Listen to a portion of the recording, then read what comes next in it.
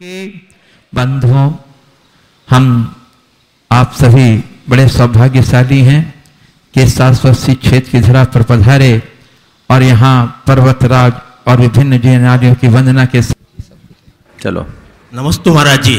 सीधे खड़े हो जाओ। अपने 24 तीर्थंकर हुए हैं और सभी ने बराबर तपस्या की है, लेकिन वर्तमान में करीब 6-7 तीर्थंकर ही पॉपुलर है, बाकी तीर्थंकरों की पूछ परख नहीं है। और ये शांति धारा में भी आखिरी में जो बोलते हैं तो करीब 9 तीर्थंकर जो पॉपुलर है उनके नाम लिया जाता है, बाकी तीर्थंकर का नाम नहीं लिया जाता है। इस बारे में आप कुछ बताएं। देखिए, ऐसा है, ये बात सही है कि 24 तीर्थंकरों के आत्मा गुणों में कोई अंतर नहीं है, सभी तीर्थंकर समान गुणों के धारी हैं। इसलिए हम किसी में हीनाधिकता तो मान ही नहीं सकते, सबके अनंत चतुष्ट है, 34 सत्स्य है। लेकिन रहा सवाल इनमें से कुछ की ज़्यादा प्रसिद्धि होने की या कुछ के अनुयायियों की अधिकता होने का, मैं समझता हूँ इसमें सबसे बड़ा कारण ये पंचम काल और हुंडाव सर्पणी का दोष भी हो सकता है। और इसके पीछे एक अंतरंग कारण ये भी मुझे समझ में आता है कि इन तीर्थंकरों के तीर्थंकर प्रकृति के अलावा इनके कुछ विशिष्ट पुण्य प्रकृतियाँ अपने जीवन काल में उदय में रही होगी और जीवन काल की उस पुण्य प्रकृतियों के उदय के परिणाम स्वरूप लोक धारणा इनके अनुकूल बन गई, ज़्यादा अनुकूल बन गई। शांतिनाथ भगवान के साथ शांति जुड़ा तो शांति के कर्ता हो गए। पार्श्वनाथ भगवान ने विशिष्ट तपस्याएं की और उपसर्ग सहन किया, इसलिए वह विघ्न के हर्ता बन गए। चंद्रप्रभ भगवान के लिए जो अतिशय प्रकट हुआ आचार्य समंतभद्र महाराज के काल में, इसलिए चंद्रप्रभ भगवान की ज़्यादा प्रसिद्धि हो गई। आदिनाथ भगवान हमारे बड़े बाबा है तो वो प्रसिद्ध है ही। तो ये कुछ ना कुछ इसके पीछे कारण है। हालांकि किसी भगवान की हम पूजा कम करें या अधिक करें, भगवान की भगवत्ता में कोई कमी नहीं आती। भगवान तो सब समान है, दिया अलग अलग होता है, ज्योति तो सब एक होती। शांति धारा में भी जो आखिरी में वो शांति धारा में नवग्रह से जुड़े हुए भगवानों को जोड़ लिया है। हाँ हाँ, पूछो। नमस्ते महाराज जी। वैसे राजा शैणिक के बारे में तो सभी जानते हैं, फिर भी मेरे मन में एक क्वेश्चन उठता है कि राजा शैणिक ने ऐसा कौन सा कर्म बांधा था कि वे आने वाले भाव में तीर्थंकर बनने वाले हैं, और हमें फिर ऐसा कौन सा मार्ग अपनाना चाहिए कि हम भी अगले भाव में तीर्थंकर बनने की भावना में। बहुत अच्छी बात आपने पूछा। राजा सैनिक ने ऐसा कौन सा कर्म किया जिससे वो आगामी भाव में तीर्थंकर बनेगा। राजा सैनिक भगवान महावीर का अनन्य भक्त था और उसने अपना सारा जीवन भगवान महावीर के चरणों में समर्पित कर दिया। वो राजा होने के बाद भी भगवान के चरणों का प्रबल अनुरागी था। राजा सैनिक ऐसा पुण्यशाली पुरुष था जिसने भगवान महावीर से 60,000 प्रश्न पूछने का सौभाग्य प्राप्त किया। तो ऐसे राजा सैनिक को भगवान महावीर के सानिध्य में दर्शन विशुद्धि भावना प्रकट हुई और उसी दर्शन विशुद्धि के परिणाम स्वरूप राजा सैनिक को तीर्थंकर प्रकृति का बंध हुआ। रहा सवाल आपका कि ऐसा हम कौन सा पुरुषार्थ करें कि हम भी तीर्थंकर बने। मैं तो इतना कहता हूँ, अभी तीर्थंकर बनने की बात मत करो। आप तो इतनी भावना भाव कि ऐसा कौन सा भाग्य जगे कि हम तीर्थंकरों के सच्चे अनुयायी बन जाएं। पहले तीर्थंकरों के अनुयायी बनो, तब फिर तीर्थंकर प्रकृति के बंध करने का सौभाग्य प्राप्त कर सकोगे। और तीर्थंकर भगवान के सच्चे अनुयायी बनने का अवसर आज हमारे पास है। बाकी कार्य तो मरने के बाद होगा, लेकिन ये सौभाग्य आज हमारे पास है, इसलिए इसको हम आज भी प्राप्त कर सकते हैं। भैया थोड़ा इसको बंद कर दो, तो बंद कर दो, रिकॉर्डिंग बंद कर दो। ये पहले शोर बंद कराओ तब ये कार्यक्रम करो। एक साथ दो तरह से होता है तो मेरा दिमाग खराब होता है। उन्नीत झांझरी इंदौर, फिर डॉक्टर सुधीर जैन भोपाल तैयार रहे। हाँ पूछो। नमोस्तु महाराज जी। ऐसा कहा जाता है कि हितोपदेश देने से पुण्य अर्जन होता है और हमारे तीर्थंकर हितोपदेश देते हैं तो उन्हें भी पुण्य अर्जन होना चाहिए, पर अगर उन्हें पुण्य अर्जन होगा तो मोक्ष की प्राप्ति कैसे कर सकेंगे? क्योंकि मोक्ष की प्राप्ति तो पुण्य और पाप के खत्म होने से ही हो सकती है। बहुत अच्छे छोटे बच्चे ने बहुत बड़ा प्रश्न किया और मैं समझता हूँ इस भाव का प्रश्न शायद मुझसे इतने सालों में पहली बार किसी ने किया होगा। एक बार तो इसके प्रश्न के लिए आप सब अनुमोदन करो। देखिए, तीर्थंकर हितोपदेश देने से पुण्य का बंध होता है, ये जो हम लोग कहते हैं ये एक दृष्टि से सही है, लेकिन ध्यान रखना, कोई भी पुण्य हो अथवा पाप, बंध केवल क्रिया से नहीं होता, क्रिया के साथ जुड़े हुए भाव से होता है। जब मनुष्य इच्छा पूर्वक कोई कार्य करता है और उसके साथ राग और द्वेष होता है, तो उसकी वह क्रिया इच्छा प्रेरित और राग द्वेष मूलक होने के कारण कर्म बंध का कारण होती है। शुभ इच्छा से पुण्य का बंध होता है, अशुभ इच्छाओं से पाप का बंध होता है। लेकिन वही जब इच्छातीत होकर सहज भाव से कोई कार्य करते हैं तो उसमें न पुण्य होता है न पाप होता है। भगवान का जो धर्मोपदेश होता है वो वीत रागता से होता है। हम लोग जब भगवान के गुणों की चर्चा करते हैं तो उनके 3 विशेषता बताते हैं, वीतराग, सर्वज्ञ और हितोपदेशी। सबसे पहला विशेषण क्या है? वीतराग।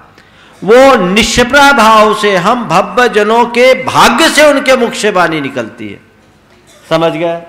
इसलिए भगवान की कोई भी क्रिया इच्छा पूर्वक नहीं होती, इसलिए वे उपदेश देते हैं, विहार करते हैं, सब कुछ करते हैं, तो भी कर्म बंध से अलिप्त रहते हैं। जैसे किसी के शरीर में चिकनाई लगी हो, तेल लगा हो और धूल में गिरे तो मिट्टी धूल उससे शरीर में चिपकेगी, लेकिन सूखे बदन में कोई धूल चिपकती है क्या?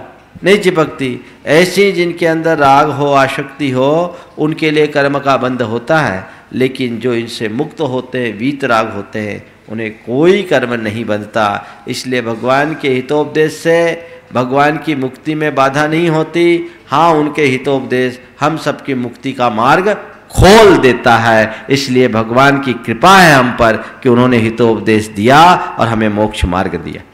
चलो। डॉक्टर सुधीर जैन भोपाल, डॉक्टर शैलेंद्र लोहाड़िया हावड़ा, तैयार रहिए। नमस्ते महाराज श्री। महाराज श्री, मेरा प्रश्न विदेह क्षेत्र से संबंधित है।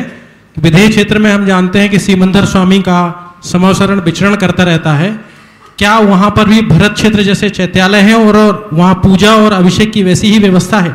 देखिए, श्रावकों के लिए दान, पूजा, शील, उपवास रूप धर्म तो बताया, और भरत क्षेत्र में जिन मंदिर आदि के निर्माण का विधान शास्त्रों में मिलता है।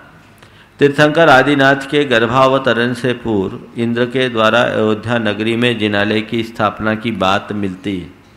भरत चक्रवर्ती के द्वारा आदिनाथ भगवान के युग में ही कैलाश पर्वत पर जिनालय बनाने का उल्लेख मिलता है। सगर चक्रवर्ती के पुत्रों के द्वारा उन जिनालयों के जीर्णोद्धार और सुरक्षा के लिए गंगा को खाई खोदकर प्रवाहित करने का भी उल्लेख मिलता है। तो चतुर्थ काल में भरत क्षेत्र में तीर्थंकरों के विहार काल में भी अनेक अनेक ऐसे प्रसंग मिलते हैं जिस काल में श्रावक जनों ने जिनालयों की स्थापना की और जिन मंदिर बनाए वहाँ पूजा अर्चा करते रहे, उससे अपने श्रावक धर्म का पालन करते हैं।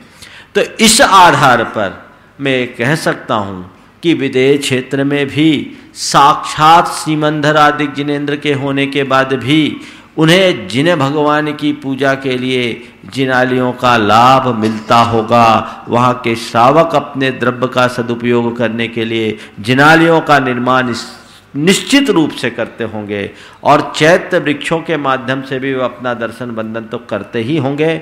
यद्यपि एकदम स्पष्ट विधान अभी तक मेरे देखने में नहीं आया कि विदेह क्षेत्र में किसी ने जिनालय का निर्माण कराया, लेकिन इसमें मुझे कुछ भी गलत नहीं दिखता। थोड़ा शोध करना चाहिए, पुराण पुरुषों के चरित्र को पलटकर देखना चाहिए, और ये देखना चाहिए कि किसी पुराण पुरुष का जन्म जो अतीत में विदेह में रहे हों और विदेह में उन्होंने अपनी जीवनचर्या बिताई और वहाँ जिनेंद्र भगवान के मंदिर में जाकर पूजा अर्चा की कि नहीं, निश्चित ये प्रमाण मिल जाएगा अगर उनके चरित्र को पढ़ेंगे तो। पर अभी बैठकर मेरे मन में जो बात आ रहा है, जो चतुर्थ काल की व्यवस्था भरत क्षेत्र में होती है वही व्यवस्था विदेह क्षेत्र में होती है, ऐसा आगम का विधान है। तो इस आधार पर ये बात बहुत अच्छे तरीके से कही जा सकती है कि जब भरत क्षेत्र में तीर्थंकरों के युग में जिनालयों का निर्माण होता है तो विदेह क्षेत्र में जिन प्रतिमाओं की इस प्रतिष्ठा और जिनालयों के निर्माण में कोई बाधा नहीं होनी चाहिए। नमस्ते महाराज। डॉक्टर शैलेंद्र लोहाड़िया और डॉक्टर प्राची जैन छबड़ा चले आए, दोनों साथ में ही। उसके बाद में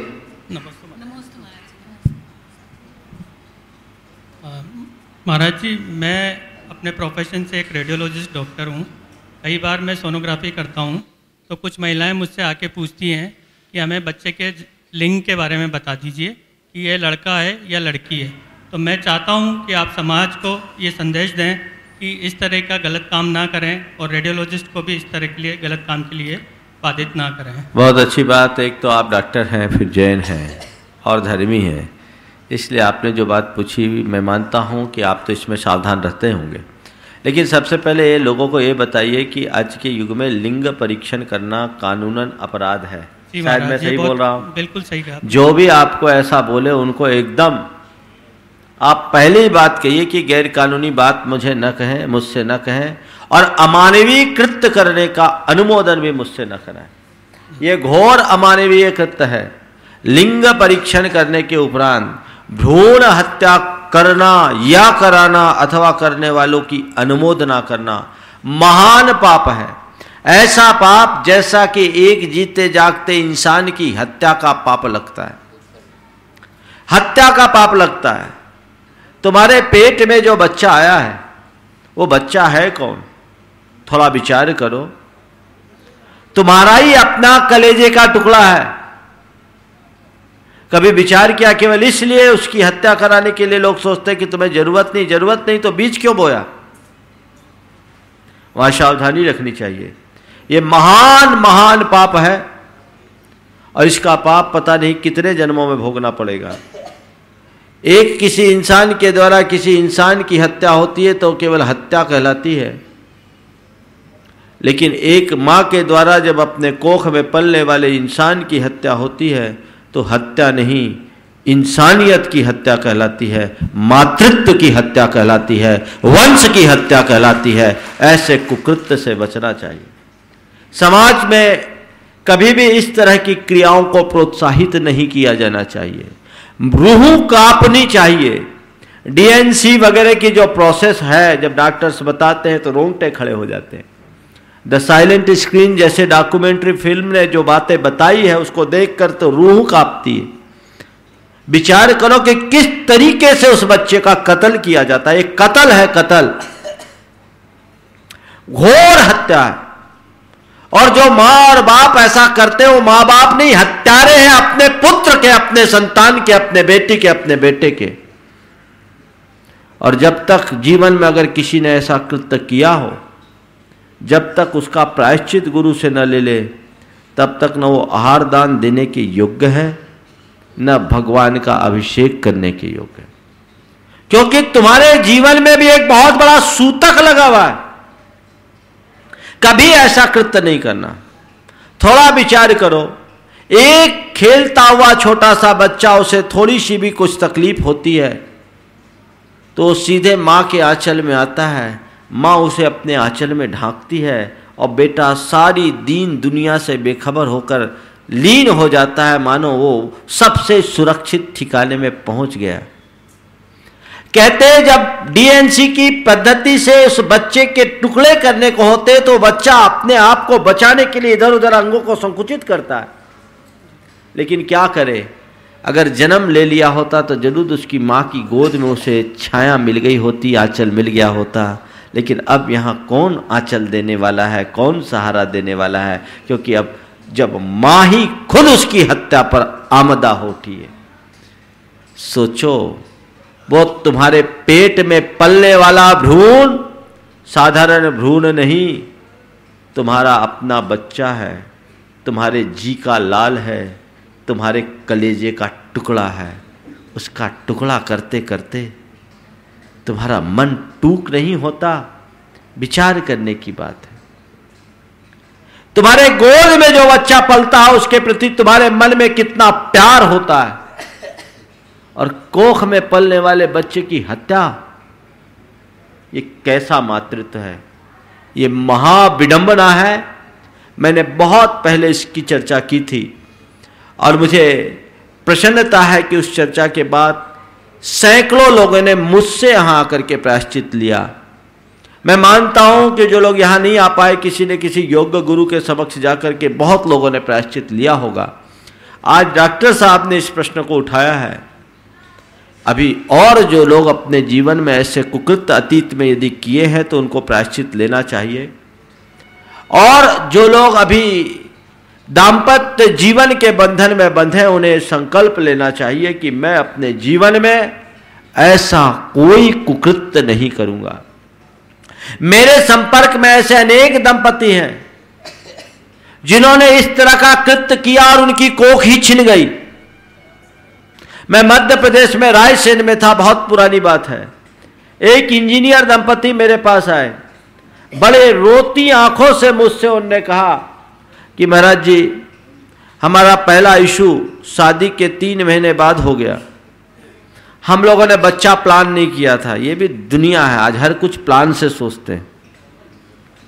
और बच्चा आ गया, हम लोगों ने सोचा इतनी जल्दी ठीक नहीं, उस बच्चे को गिरा दिया। महाराज 14 साल हो गए, आज इसकी स्थिति ऐसी हो गई कि ये बच्चा पैदा करने लायक ही नहीं बची। बच्चा पैदा करने लायक ही नहीं बची। ये कौन सा पाप? किसी को तुरंत पाप आता है, किसी को भवांतर में पाप आएगा, लेकिन पाप तो तुमको भोगना ही पड़ेगा। इसलिए ऐसे कृत्यों को कतई प्रोत्साहित नहीं करना चाहिए। मैं मानता हूं आप डॉक्टर होने के नाते उनको हिदायत तो देते ही होंगे। मैं तो और कहता हूं ऐसी हिदायत दो कि डर जाए, ताकि आपके यहां से जाए और दूसरों के यहां न करे। समझ गए? उनको एकदम जो वास्तविकता उसका एहसास करा करके उनको समझाओ और उनको इस तरीके का मोटिवेशन दो कि वो इस कुकृत्य से अपने आप को बचा सके। नमस्ते महाराज। नमस्ते महाराज, मेरा आपसे ये प्रश्न है कि डॉक्टर होते हुए मैं अपने व्यवसाय में और अपने धर्म में किस प्रकार सामंजस्य बिठा सकती हूँ? बहुत अच्छा प्रश्न किया है। डॉक्टर होते हुए धर्म और व्यवसाय में कैसे हम सामंजस्य बिठाएं? देखिए, धर्म का संबंध अपनी पर्सनल लाइफ से है और व्यवसाय का संबंध प्रोफेशनल लाइफ से। लेकिन आपकी जो प्रोफेशन है उस प्रोफेशन में भी आपका धर्म है। इसलिए कि आप डॉक्टर हो और डॉक्टर के पास व्यक्ति अपने जीवन की भीख लेकर जाता है। उस समय यदि कोई पेशेंट आता है तो आपको उसकी जीवन रक्षा के लिए सार्थक प्रयत्न करना आपका धर्म कहलाता है। इसलिए मैं सलाह दूंगा कि आप अपने धार्मिक क्रियाओं को करें, पर कभी अगर घर से मंदिर के लिए निकल रहे हो और आपको खबर आती है कि कोई पेशेंट सीरियस है जिसके जीवन मरण का सवाल है, तो उस पेशेंट की सेवा को भी भगवान की पूजा मान करके कर लेना। वो भी उस समय तुम्हारा प्रोफेशन जनित धर्म हो जाएगा। वो तुम्हारा उस समय कर्तव्य है। ये नहीं कि मुझे पूजन करना जरूरी है, मैं पहले पूजन करूं बाद में पेशेंट देखूं। ये बात उचित नहीं है। भगवान की पूजा का अर्घ 2 घंटा बाद चढ़ जाए तो भगवान को फर्क नहीं पड़ेगा, पर पेशेंट की नब्ज पहचानने में 2 सेकेंड का भी विलंब हो जाए तो शायद पेशेंट ही हाथ से निकल जाए। इसलिए वो तुम्हारे लिए बहुत जरूरी है, उसका निर्वाह करो। दूसरी बात, महाराज ऐसा करे तो रोज का काम है, फिर हम लोग तो अपना धर्म ध्यान ही नहीं कर पाएंगे। एक चिकित्सक ने मुझसे ऐसा कहा था। हमने कहा नहीं, आपकी ये जो चिकित्सा है ये एक सेवा है। आयुर्वेद के शास्त्रों में चिकित्सक को भगवान का प्रतिनिधि कहा है। आज के युग में चिकित्सक इन और मरीज तीनों की स्थिति खराब हो गई। पुराने जमाने में चिकित्सक को भगवान माना जाता था। चिकित्सा बड़े सही तरीके से, मानवीय तरीके से होती थी। चिकित्सा के उस समय चिकित्सा एक सेवा की पर्याय थी। आज चिकित्सा शुद्ध व्यवसाय हो गया। व्यवसाय नहीं, मेडिकल अब एक इंडस्ट्री हो गई, उद्योग बन गया। और फिर पेशेंट भी अब पेशेंट न रहकर एक कंज्यूमर बन गया। तो मामला सब लड़खड़ा गया है, इसलिए गड़बड़ हो जाता है।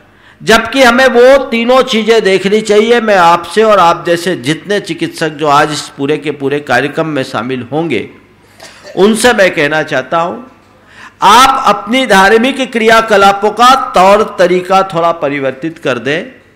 आप एक चिकित्सक होने का धर्म पहले निभाएं, उसके बाद आप अपने धर्म ध्यान के लिए भी समय निकालें। हो सके तो अपने साथ अपने कुछ कनिष्ठ सहयोगियों को रख ले जो आपकी अनुपस्थिति में इस तरह के कार्य कर ले, और बाकी समय निकालकर आप खुद अपना काम करें, समय को एडजस्टमेंट करते हुए। दूसरी बात, आप अगर उनको धर्म से जोड़ना चाहते हैं तो सबसे पहली बात, जब भी चिकित्सा करें नमोकार जपते हुए करें, और धर्म की प्रभावना करने के लिए अपने पेशेंट्स को साइंटिफिक तरीके से ऐसी प्रेरणा दें ताकि वो मांसाहार और मद्यपान से मुक्त हो जाए, शाकाहारी हो जाए। तो ये भी आपका धर्म है। आपको धर्म करने के पर्याप्त अवसर हैं। धर्म करने का मतलब मुनियों को आहार देना ही नहीं, धर्म करने का मतलब भगवान की पूजा अभिषेक करना ही नहीं, और धर्म करने का मतलब केवल व्रत और उपवास करना ही नहीं। धर्म करने का मतलब है अहिंसा को आत्मसात करना और उस अहिंसा धर्म को जन जन तक पहुंचाना। ये एक धर्म है। यदि आप इसे अपनाते हैं तो निश्चित आप अपने इस प्रोफेशन में रहते हुए बहुत पुण्य का उपार्जन कर सकते हैं। और इसके साथ यदि एक्चुअल में कोई गरीब पेशेंट आता हो तो आप उनको जितनी रियायत दे सको दो।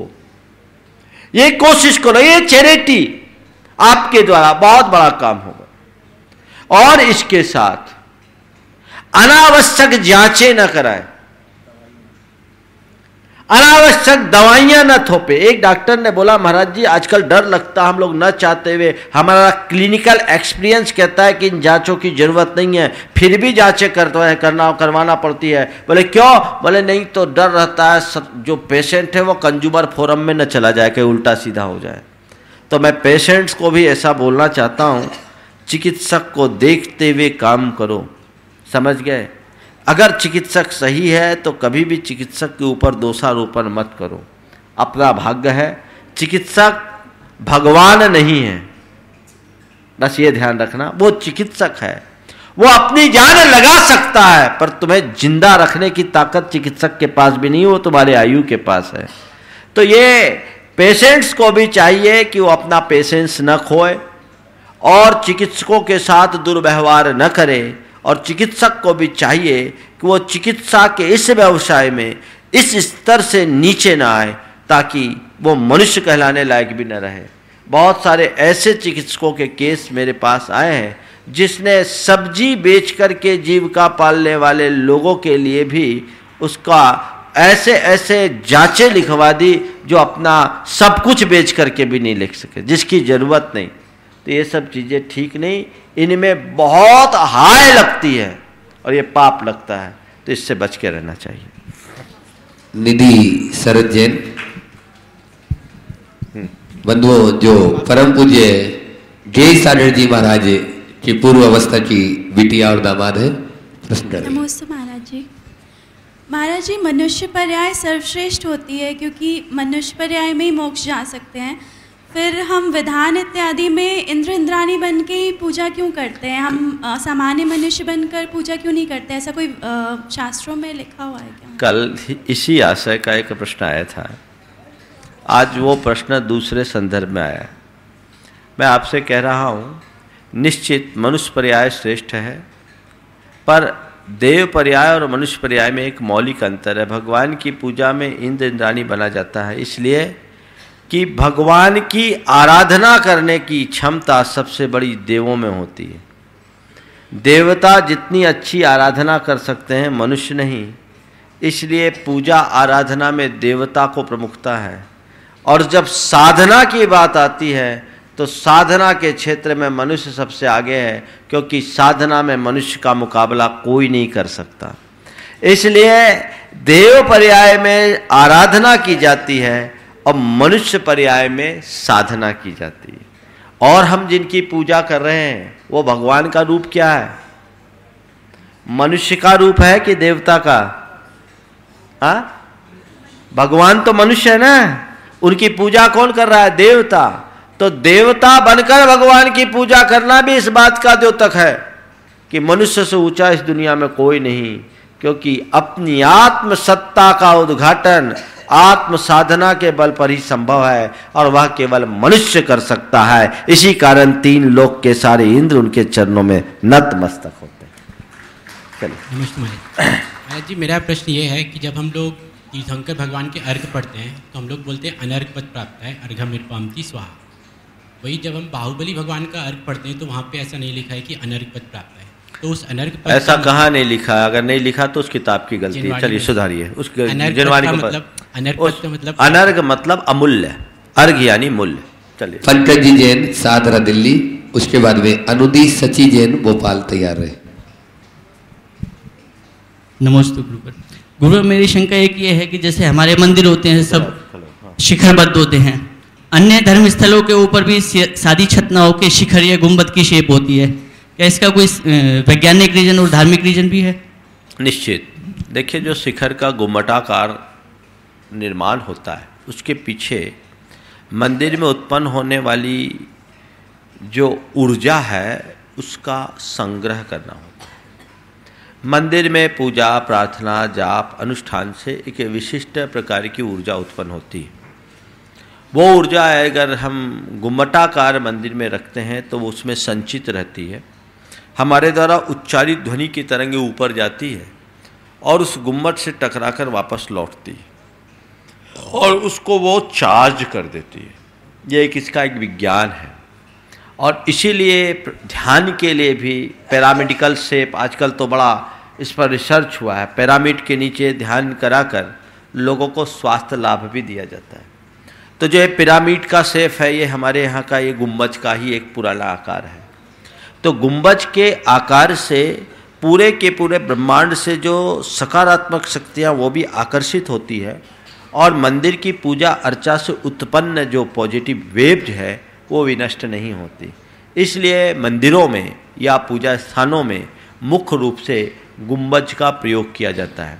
शास्त्रों में ऐसा लिखा गया है कि जिस मंदिर में शिखर नहीं, कलश नहीं, ध्वजा नहीं, उस मंदिर के पूजा पाठ का हमें वांछित परिणाम नहीं मिलता। बल्कि एक जगह तो लिखा कि पूजा पाठ निष्फल है। मैं निष्फल नहीं कहता, क्योंकि कुछ तो मिलेगा लेकिन जितना चाहिए उतना नहीं मिलता। इसलिए मैंने कहा वांछित परिणाम नहीं मिलता। क्यों? वहाँ वैसा पॉजिटिव वाइब्रेशन हमको नहीं मिलेगा जो हमारी भावधारा को परिवर्तित करे। तो एक बड़ा प्राचीन विज्ञान है जिसे आज लोगों ने भुला दिया, नहीं समझे, इसलिए ऐसा हो रहा है। चलिए। अनुदी सची जैन भोपाल, उसके बाद सजल जैन इंदौर, अक्षय जैन इंदौर तैयार रहे। नमस्ते महाराज जी। महाराज जी मेरा नमस्ते महाराज जी, मेरा प्रश्न ये है कि तीर्थों में हर 2-2 कदम पर वेदियां बनी होती हैं और हम पूरे मंदिरों के दर्शन करने में ढोक देना और चावल चढ़ाना ही जैसे हमारा क्रिया बन जाती है और भाव उतने हर वेदी पर नहीं बनते। तो क्या हर वेदी पर, तो एक वेदी पर भाव सहित बैठना बेहतर होता है या ज़्यादा मूर्तियों के दर्शन करने से ज़्यादा पुण्य का बंध होता है? तीर्थ क्षेत्रों में इतनी सारी वेदियाँ इसलिए बनाई जाती कि तीर्थ क्षेत्र में आओ तो केवल दर्शन करो, पूजन करो और शॉपिंग वॉपिंग में इधर उधर के लिए समय ही न बचाओ। आप लोग तीर्थ क्षेत्र में भी आते हो तो यहाँ आने के बाद भी आपको शॉपिंग करना है, आपको घूमना है, फिरना है। तो तीर्थ यात्रा में भी तीर्थ कहाँ कर पाते? एक वेदी होते तो एक वेदी होने पर आप एक वेदी में घंटा आध घंटा बैठ के चले जाते, कितनी देर मन लगाते। फिर और अच्छा है कि इतने सारे मंदिर हैं तो जिस दिन आप नीचे रहते हो कम से कम एक दिन नीचे की वंदना में तो जाता है। अरे इतने मंदिर है, इतनी वेदियाँ हैं, जिस वेदी में भी मन लग गया तुम्हारा कर्म कट जाएगा। कोशिश करो एक जगह आप लोग पूजा करते हो ना, एक मंदिर में एक वेदी होती है तो एक वेदी पे बैठ के पूजा कर लेते हो, अर्घ तो सबको चढ़ाते हो ना। तो जहाँ आपका मन विशेष लगे वहाँ बैठकर आप विशेष पूजा, ध्यान, जाप करो, पाठ करो, लेकिन बाकी की उपेक्षा मत करो। मन है, थक जाता है, लेकिन अंदर से उत्साह संचरित करो। मैं आया किस लिए तीर्थ क्षेत्र में? मेरे आने का मकसद क्या है? मैं आया हूँ तीर्थ क्षेत्र में इसलिए आया हूँ कि मुझे धर्म ध्यान करना है, नहीं, अपने मन के प्रमाद को मुझे जीतना है। अब मैं अपने प्रमाद को मन पर हावी नहीं होने दूंगा। नहीं नहीं, एक मंदिर के और दर्शन करो, चलो ना, क्या बात हो गई, ये दर्शन करके ही हमको चलना है। अपने मन को उत्साहित करोगे, आनंद आनंद आनंद आएगा, समझ गए? चलिए। सजल जैन इंदौर, अक्षय जैन इंदौर पहुंचे हुए हैं। सुमन जैन दिल्ली तैयार रहे। नमस्ते महाराज श्री। महाराज श्री, अपन भगवान की प्रतिमा का परिक्रमा लगाते हैं तो उसके पीछे सिर क्यों टेकते हैं? भगवान की प्रतिमा के पीछे सिर क्यों टेकते हैं? अरे भगवान को प्रणाम तो सामने से किया जाता है, पीछे से प्रणाम करने की कोई परंपरा नहीं है। पर इसके पीछे मुझे एक कारण दिखता है कि भगवान की वेदी को शुद्ध वस्त्रों में ही लोग छूते थे, महिलाएं भगवान की वेदी को छूते नहीं थे। तो मुझे ऐसा लगता है कि लोग जब परिक्रमा लगाते होंगे तो देखते होंगे कोई नहीं देख रहा है, चलो पीछे से ही छू लो, सो परिपाटी बन गई। पीछे ही से छू लो, सो शायद वो परिपाटी बन गई। कोई नहीं देख रहा, छू लो, ये मन का जो एक भाव है ना, वो कराता है। शायद ये कारण होगा। प्राय देश भर के सारे जिन मंदिरों की वेदी के पीछे की मार्बल बिल्कुल काली पड़ जाती है, क्यों? तो भैया तुम अपना पाप धोते हो कि पाप भगवान को लगाते हो? हमको ये समझ में नहीं आता। पाप कितना धोए मुझे ये पता नहीं, लेकिन तुम अपना हाथ का कालिक तो वेदी में लगाई देते हो। मेरे विचार से ये उचित नहीं। चलिए आगे। मुनिश्री के चरणों में सविनय नमोस्तु। मुनिश्री, मेरा प्रश्न यह है कि ज़्यादातर लोक में देखने में आता है कि जो ऊंची पोस्ट वाला रहता है वो ज़्यादातर नीची पोस्ट वाले को नमस्कार करता है, झुकता है और रिस्पेक्ट वगैरह, आदर वगैरह देता है। तो स्टेट हो ना एकदम। हाँ हाँ। तो इसी तरह महाराज जी, हाँ, इसी तरह महाराज जी अभी वर्तमान समय में हम देखते हैं कि आचार्य परमेष्ठी और उपाध्याय परमेष्ठी अणमुकार मंत्र का जाप करते हैं, बोलते हैं। तो नमोकार मंत्र में जो अंतिम लाइन आती है, नमो लोय सव्य साहुणम। आपका प्रश्न समझ गया है। इसके प्रश्न का भाव ये है कि नमोकार मंत्र हम लोग जपे तो ठीक है, एक आचार्य या उपाध्याय परमेष्ठी क्यों जपते हैं? क्योंकि उसमें उपाध्याय और साधु परमेष्ठी की भी वंदना है। यही जैन धर्म की विशेषता है। जैन धर्म में व्यक्ति को नहीं पूजा जाता, गुणों को पूजा जाता है। अरहंत सिद्ध आचार्य, उपाध्याय और साधु, ये 5 व्यक्ति नहीं, ये गुण संपन्न आत्माएँ हैं। ये हमारी गुणात्मक अवस्था है। इसलिए जिनने अपने घातिया कर्मों का क्षय कर लिया वह अरहंत, जो समस्त कर्मों का क्षय कर चुके वो सिद्ध है, जो पंचाचार का पालन करे और कराए वो आचार्य, जो द्वादशांग के ज्ञानी हो अथवा पूरे संघ का अध्ययन अध्यापन का कार्य कराते हो उपाध्याय, और साधु जो रत्नत्रय की साधना करे। ये कोई एक व्यक्ति नहीं, ये सब हमारे भीतर की अवस्थाएं। तो इन अवस्थाओं को धारण करने वाले प्रत्येक आत्माएं प्रणम्य हैं, क्योंकि इन्हीं श्रेणियों से होकर के मोक्ष को प्राप्त किया जा सकता है। और आचार्य भी एक साधक है, और जब तक वो प्रवृत्ति में है तब तक आराधक है। हमारे आराध्य 5 ही हैं। जब हम साधना में जाते हैं तो साधना की गहराई में डूबते समय हम सिद्ध प्रभु का भी आलम्बन छोड़ देते हैं। जब तक सिद्धों का आलम्बन है तब तक भी वो सचित्त परिग्रह कहा है। साधना में डूबने वाले को पूरी तरह आत्म केंद्रित होना पड़ता है, यानी आत्मा का आत्मा से कांटेक्ट। वहाँ आराध्य आराधक भाव खत्म, स्वयं ही आराधक और स्वयं ही आराध्य है। अपने आप को अपने आप में केंद्रित करना। लेकिन जब हम आराधना के क्षेत्र में आते हैं तो हमारे आराध्य 5 हैं, और इन 5 की आराधना प्रत्येक आराधक जो आराधक हैं, आचार्य उपाध्याय साधु, ये तीनों आराधक हैं। तो ये तीनों 5 की आराधना करते हैं। इसलिए नमोकार मंत्र आचार्य भी बोलते हैं। तो उस समय जब वो आराधना में रहते हैं ना, तो वो भूल जाते हैं कि मैं आचार्य हूँ। उस समय उनको ये रहता है कि मैं एक साधक हूँ, मैं आराधक हूँ, और ये पंच परमेष्ठी मेरे आराध्य हैं, ये वंदनीय हैं। जिनेन्द्र भगवान की मुद्रा से युक्त रत्नत्रय मेरे जीवन का इष्ट है। मैं रत्नत्रय की और रत्नत्रय धारी की वंदना कर रहा हूँ। इस मनोभाव के साथ जब आराधन का कार्य करते हैं तो कोई बुराई नहीं है। आचार्य उपाध्याय और साधु के द्वारा भी वंदनीय है, ये मुद्रा वंदनीय है, सबके लिए वंदनीय है। और एक बात और बता दूं, मुक्ति ना आचार्य को है ना उपाध्याय को, मुक्ति किसको है? साधु को। जब तक आचार्य आचार्यत्व में पड़े रहेंगे मोक्ष नहीं जाएंगे, जब तक उपाध्याय उपाध्यायत्व में पड़े रहेंगे मोक्ष नहीं जाएंगे। मोक्ष कब जाएंगे? जब साधु हो जाएंगे, यानी अपनी आत्मा में डूब जाएंगे। तो जो साधना में डूबता है वो साधु हो जाता है, और साधु अगर साधु की वंदना करता है तो क्या गलत है? बात समझ में आ गई? चलिए। सुमन जैन दिल्ली, उसके बाद में बाबूलाल जी जैन तैयार रहे। नमोस्तु महाराज जी। महाराज जी मेरा प्रश्न यह है कि आरओ के पानी से श्री जी का अभिषेक कर सकते हैं या नहीं? आरओ के पानी में श्री जी का अभिषेक, भगवान को भी हाईटेक बना दिए क्या? भगवान को इन्फेक्शन होना है? दिल्ली में कुछ लोगों गलत कहने लगे। आप लोग अपने इन्फेक्शन के डर से आरओ का पानी पियो तो बात फिर भी अलग। इधर बात नहीं करो। आप लोग आरओ का पानी पियो तो बात फिर भी अलग, लेकिन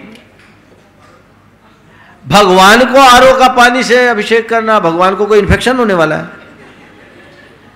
वस्तुतः भगवान के अभिषेक का शुद्ध तरीका कूप जल के अभिषेक, जल से ही अभिषेक करना है। आज कूप जल जहां न मिल पाए, अहिंसा जीवानी यंत्र विकसित हो गया है। जिनको देखना है यहाँ सामने लगा हुआ है। आप छोटी सी एक बोरिंग करके, यहाँ तो जो बोरिंग है उसमें बोरिंग में सबमर्सिबल भी लगा है इनके और उपयोग के लिए, और अहिंसा जीवानी यंत्र का भी सिस्टम लग गया है। आप उसमें से पर्याप्त पानी निकाल करके उनसे बिनछानी लगा सकते हैं और जीवानी की क्रिया कर सकते हैं। ये शुद्ध और निर्दोष क्रिया है। आरओ की बात तो जाने दो, बिना जीवानी के बोरिंग का जल भी भगवान के अभिषेक के योग्य नहीं है, एक पाप की क्रिया है। भगवान का अभिषेक करो और भगवान की आज्ञा के अनुसार जल गालन की क्रिया ना करो तो तुम भगवान का अभिषेक कर रहे हो कि नाटक, क्योंकि भगवान को मान रहे हो, भगवान की बात नहीं मान रहे हो। बोरिंग तो है तो बोरिंग करा लो, और दिल्ली वालों को तो और नहीं सोचना, वहां हैंड बोरिंग है। एक बोरिंग छोटी सी कराकर उसमें वो अहिंसा जीवानी यंत्र लगवा लो और अपना सारा काम कर लो। बल्कि मैं तो संदेश देना चाहूंगा पूरे देश के लोगों को कि ये प्रमाद छोड़िए। कम से कम जिन मंदिर में तो अपने मूल गुणों का शुद्ध पालन कीजिए। अगर मंदिर में आप बोरिंग के पानी का ऐसे खुल्लम खुल्ला उपयोग करने लगोगे तो धर्म की परंपरा कैसे चलेगी? हमारा धर्म था जियो और जीने दो, वो कहां चलेगा? आज सब जगह ये सुविधा है और इस सुविधा का लाभ उठाना चाहिए। और अभी मेरे पास जो विदिशा में इस अहिंसा जीवानी यंत्र को बनाने वाले ऋषभ जैन, वो मेरे पास अभी फिर से आए थे, पूरा सेटअप यहाँ लगा के गए। आप देखें, और ये बहुत अच्छा सेटअप है जिसमें 500 फीट तक की गहराई से शुद्ध विधि से जीवानी करते हुए आप जल निकाल सकते हैं और हाथ भी नहीं लगाना पड़ेगा। मोटर से सिस्टम बना दिया है। आप उस पूरे सिस्टम को देखिए, प्रमाद त्यागिए। बहुत खर्चीला कार्यक्रम भी नहीं है, लेकिन यदि ऐसा कार्य होता है तो आपके घर में शुद्धता का प्रवेश होगा और यही शुद्धता आपके जीवन में पवित्रता ला सकेगी। प्रमाद को जीतना चाहिए। बाबूलाल श्रीकांता भीमावत जो आज स्तंभ भी बने हैं, इसके बाद रवि रानी जैन भोपाल तैयार है। गुरुदेव नमोस्तु नमोस्तु नमोस्तु। पंच कल्याणक से युक्त प्रतिमा की पूजा हम अरहंत परमेष्टि के रूप में करते हैं, फिर मोक्ष कल्याणक की उपयोगिता क्या? ये एक क्रिया है। प्रतिष्ठा शास्त्रों में कई जगह तो मोक्ष कल्याण की कोई क्रिया का विधान भी नहीं किया, पर फिर भी हम अरहंत की जब पूजा करते हैं तो हमारे यहाँ कहा है पंच महाकल्याण संपन्नानम अरहंतानम। तो अरहंत को हम जब पूजते हैं तो जैसे गर्भजन तप को भी हम अरहंत अवस्था में स्थापित करते हैं, ऐसे ही मुक्त अवस्था मोक्ष कल्याणक को भी हम अरहंत अवस्था में स्थापित कर लेते हैं, तभी उनका परिपूर्ण आराधन होता है। चलिए आखिरी समाप्त। नमस्ते महाराज। नमस्ते महाराज जी। मैं रानी जैन छाबड़ा भोपाल से महाराज श्री के श्री चरणों में मेरा शत शत वंदन। महाराज श्री, मेरा प्रश्न साधारण सा है। प्रायः शहरों में कॉलोनियाँ दूर दूर तक बस गई हैं। कॉलोनियों में मंदिर न होने की वजह से दर्शन हेतु 4 से 8 किलोमीटर तक जाना पड़ता है, जो प्रतिदिन संभव नहीं हो पाता है किसी कारणों से। क्या घर में विराजित फोटो से दर्शन लाभ मिल सकता है इन परिस्थितियों में हमें क्या करना चाहिए? देखिए, घर में फोटो की पूजा अर्चा करना तो उचित नहीं, क्योंकि हमारे यहाँ बिंब पूजनी है, तस्वीर नहीं। और घर में इस तरह के फोटो आदि की पूजा अर्चा से कई बार गड़बड़ियाँ भी हो जाती है, क्योंकि उतनी शुद्धता भी नहीं रख पाते और मामला गड़बड़ हो जाता है।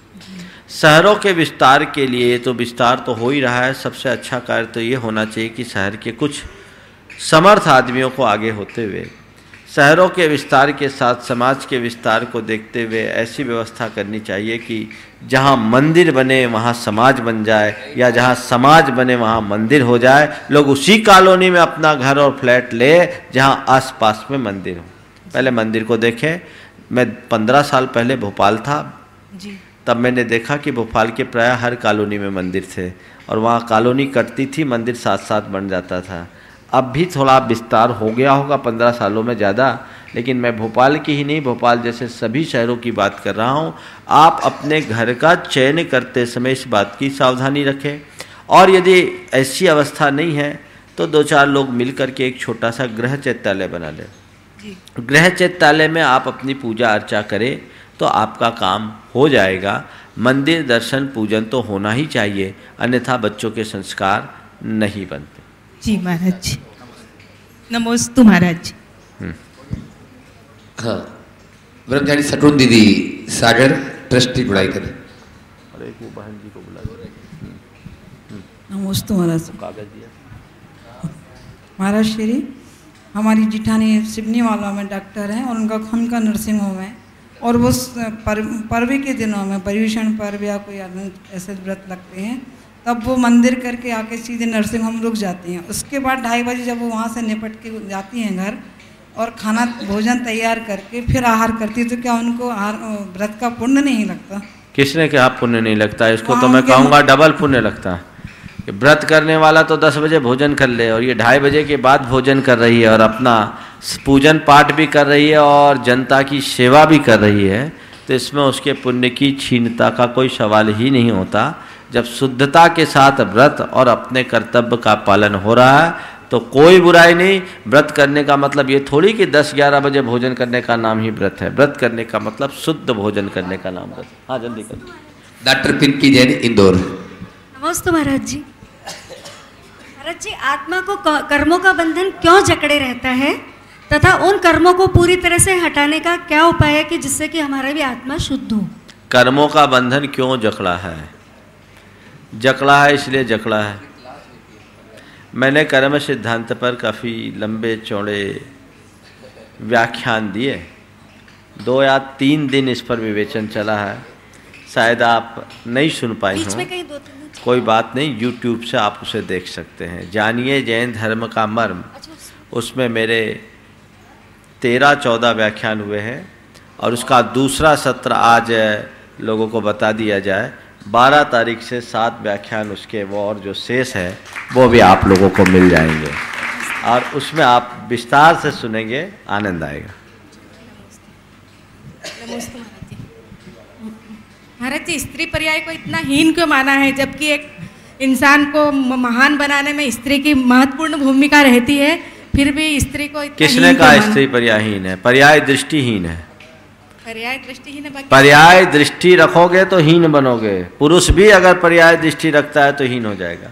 और ये मत सोचिए कि स्त्री को मुक्ति नहीं मिलती इसलिए स्त्री निकृष्ट है। तो क्या सब पुरुष मोक्ष चले जाते? क्या सारे पुरुषों की मुक्ति निश्चित है? और जो आज स्त्रियां वो अनादि से स्त्री, और जो पुरुष है वो अनादि अनंत काल तक पुरुष ही बने रहेंगे, ऐसा नहीं है। आज पुरुष है कल स्त्री नपुंसक हो सकता है, और आज स्त्री है वो पुरुष नपुंसक हो सकती है। तो चक्र है, चलता ही रहता है। इसलिए इसको लेकर के बहुत ज़्यादा सोचना योग्य नहीं है। नहीं, जैसे आर्यका माता जी को उपचार से महाव्रती कहा है, बाकी उनको क्षयिक सम्यक दर्शन नहीं हो सकता। वो इसलिए नहीं हो सकता कि वो स्त्री, ऐसी बात नहीं, इसलिए कि तदयोग उनके पास विशुद्धि नहीं है, पर्यायगत मर्यादाएं हैं। पर अगर किसी को कोई चीज़ नहीं मिल सकता, इसका मतलब ये थोड़ी कि वो हीन है। उसके योग्य जो है वो कर सकते हैं। समझ गए ना? हाँ, सभी श्रोताओं की ओर से महाराज जी बारंबार आपके चरणों में नमोस्तु महाराज जी, नमोस्तु महाराज जी, नमोस्तु महाराज जी। ईशिका दिल्ली जो है। नमस्ते। मेरा क्वेश्चन ये है कि हम लौकिक पढ़ाई करते हैं तो पूरा टाइम उसी में निकल जाता है। स्कूल से आते हैं, फिर उसके बाद 3-4 कोचिंग क्लासेस होती है, तो हम धार्मिक पढ़ाई तो कर ही नहीं पाते। पर शास्त्रों में यह आता है कि लौकिक पढ़ाई तो इस भव तक ही काम आएगी, जो धार्मिक पढ़ाई है वो भव तक काम आएगी। तो हम क्या कर सकते हैं कि हम... बहुत अच्छा प्रश्न पूछा है इसने। देखो, बिल्कुल सही है, लौकिक पढ़ाई भी करो और धार्मिक पढ़ाई भी करो, अपनी जागरूकता बढ़ाओ। कोचिंग्स उतनी ही लो जितनी की ज़रूरी है, ज़रूरत से ज़्यादा कोचिंग्स अटेंड मत करो, और उसमें से समय बचाओ, और फालतू जो हमारा समय है उसको सेव करो, और अपने व्यस्त जीवन में जितना समय निकाल कर धार्मिक पढ़ाई कर सको करो, यही जीवन में काम आएगा। हाँ, हर सब्जेक्ट को अपने ठीक ढंग से पढ़कर कम समय में भी पूरी पढ़ाई की जा सकती है। ठीक है, इस पर आज इतना ही, और इस प्रकार आज के शंका समाधान के सत्र को मैं विराम दे रहा हूँ। बोलिए परम पूज्य आचार्य गुरुवर श्री विद्यासागर जी महाराज की, परम पूज्य मुनि श्री 108 प्रमाण सर जी महाराज की, परम पूज्य मुनि श्री 108 विराट सर जी महाराज की, अनिल कुमार की तरफ से नमस्ते। महाराज जी, विशल्य रानी जो लक्ष्मण की पत्नी थी, उनके नवन जल से उपचार होता था, यानी उनका पुण्य इतना तेज था, फिर भी उनको जो नारी पर्याय क्यों मिली महाराज? इसलिए कि वो ब्रह्मचर्य का पालन की और एक अजगर को मरते मरते हुए अभय दान दी, इसलिए उनके अंदर इतना तेज और प्रभाव रहा कि वो विशल्या के रूप में विषहारक हो गई। लेकिन उनके अंदर सम्यक दर्शन का अभाव था, इसलिए स्त्री पर्याय से मुक्त नहीं। बस एक ही, अब भक्ति करेंगे। नमोस्तु महाराज जी। महाराज जी, पंचम काल में राजा भोज के समय आचार्य मानतुंग स्वामी हुए, उन्होंने भक्तंबर पाठ की रचना की। उसमें अंतिम काव्य में उन्होंने लिखा कि मोक्ष रूप लक्ष्मी, मानतुंग स्वामी मोक्ष रूप लक्ष्मी प्राप्त करते हैं अगर ये कोई पाठ कंठ धरे। तो महाराज जी, पंचम काल में तो मोक्ष नहीं होता है। बिल्कुल मोक्ष होता है, किसने कहा मोक्ष नहीं होता? मोक्ष कई तरीके का होता है, एक संसार से मोक्ष, एक दुख से मोक्ष। जो भगवान का स्तुति पाठ करता है उसके दुखों से मुक्ति हो जाती है, यानी मन शांत हो जाता है। तो मुक्ति मिली कि नहीं मिली? मिल गई ना। मोक्ष कई तरीके का है, दुख से मुक्ति, आकुलता से मुक्ति, पाप से मुक्ति, और एक संसार से मुक्ति। तो आज संसार से मुक्ति का बीज अंदर पड़ जाता है, आज नहीं अगले भाव में वो मुक्ति भी मिल जाएगी। ठीक है, नमस्ते महाराज जी। चलिए, और बचा है, एक और बचा है, ले दे जाने हो। नमस्ते महाराज जी। जिन बच्चों के माँ बाप के मतलब जिन माँ बाप की 2 शादियाँ होती हैं, उनका बच्चा महाराज जी को या मुनि को या भगवान को आहार दे सकता है या नहीं? बच्चे को आहार देने में कोई बुराई नहीं है। ठीक है, नमस्ते। चलिए।